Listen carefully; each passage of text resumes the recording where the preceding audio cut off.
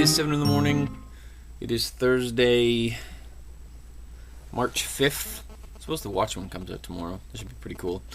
Anyway, I'm just about to do a revision to the paper prototype of Caprica Six's head, which should be cool. And my hair feels messy, but I don't know if it is. I'm kind of vain. Anyway, so I just thought I would make a quick couple points about the fact that what I'm doing, how I'm making the paper prototype. Because as I mentioned before, it's something that didn't occur to me last night. As I mentioned before, I have the changes. The head's going to change shape and a little bit and everything. And she looks pretty creepy right now. But what I'm going to do, actually, is keep some of these. So, like, the jowl here, the cheekbones, the actual cheeks, that works well for me. The overall shape of these is going to be fine. So what I'm actually going to do is reuse some of those. So I'm going to reuse this, reuse that, reuse these two and those two. And how am I going to make the paper prototype of number 2? I'm gonna rip this up. Actually, I'm gonna disassemble it, change some of the papers, and rebuild it. So this is number 1. And this is the prototype 2, still vaguely creepy, I suppose. I overdid it here, so what I need to do is narrow not the width of the piece, but the width of the bloom to make this a little more curved again. And then I have now open spots because I taper this, but I need to sort of bring that down a little bit, but that's pretty easy. Have a little note there. Those are the arrow means.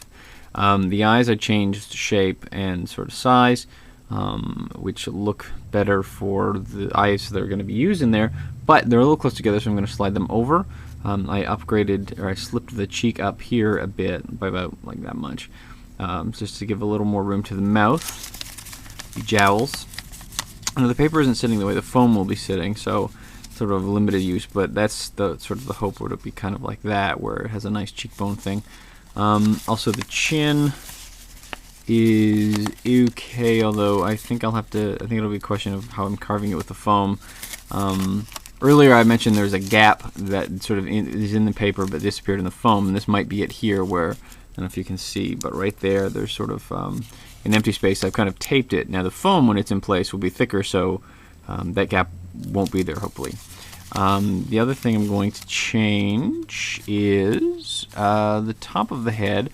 What I'm going to do is I'm going to sort of just extend this increase it by about 3%, so that, and attach it to the back of the head first, so that it'll have a bit of an overhang, which will sort of sell the idea of the sort of brow, because everyone needs a brow. And I didn't redo the nose because it's a really simple piece, but yeah, so that's her.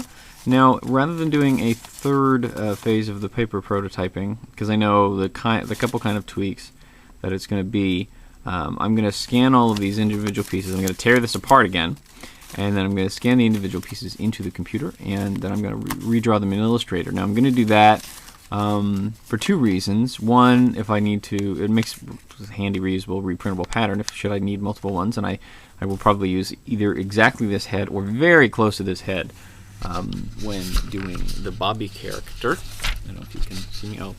Oh my gosh, I don't know if you can see me. So that's one reason. Sorry. Wait. There. I don't know. So the Bobby is one reason, and I guess I'm off balance or something. As I'm sure many people would say.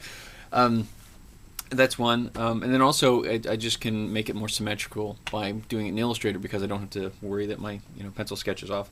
And then I can adjust it really easily. So I get the 2 top of the head pieces here, which I think I threw out the earlier version. But anyway, so I can just sort of I can trace this exactly and then just kind of scooch it in. And then I only have to do one of them. I have to do one, and then I can duplicate it. So it's nice. It's on the computer.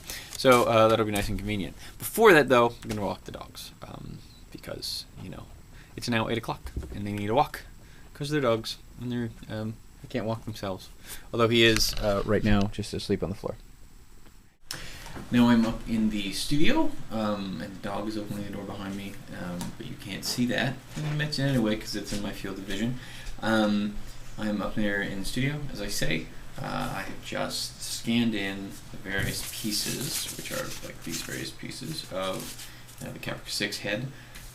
Scan them in, And then in Illustrator, I drew over the shapes. I smoothed them out. I made them, symmetrical where they need to be, and I sort of pieced them together nicely because, I sort of did a pencil sketch, and then this is kind of, that I cut the pencil sketch, and this is a little, it's not very symmetrical, so it's kind of rough. But when I, when I draw this in, and then I print it out, and then instead of like say this piece and this piece gets transformed into this piece.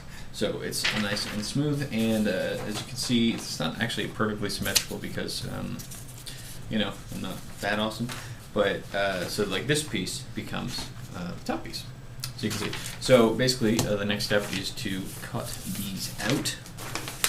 Each of these out. I may put them on some foam core, which would involve me basically just putting them on the foam core and cutting them out to get the shape on the foam core, which is easier for tracing, which I don't do that all the time. It sort of depends if the pattern's going to be used again, and since it may be exactly or maybe different or slightly different, I may use it again. But in any case, cut these out, use these to cut hunks of foam, and then I glue the hunks of foam together, and then I have a head. So that is going to be the next thing, which is going to happen just about now. So this is Caprica 6 in foam, disassembled, sort of laying on the table. These top of the head, side of the head, one of the cheeks, other cheeks, etc., etc., etc. I have also cut a second set here because, hey, she's a Cylon, and there are many copies. So there should be many copies.